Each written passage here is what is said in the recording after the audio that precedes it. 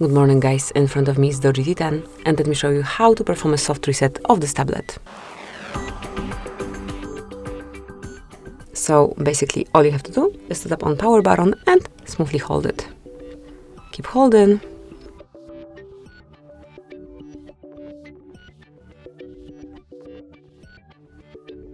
And once you feel the vibration and see the logo, you can release the button and just wait a couple of seconds till your phone is rebooted.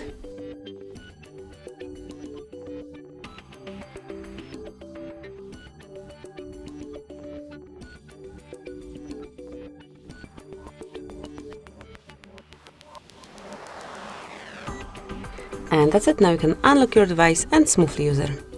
So thank you for watching, please subscribe our channel and leave the thumbs up.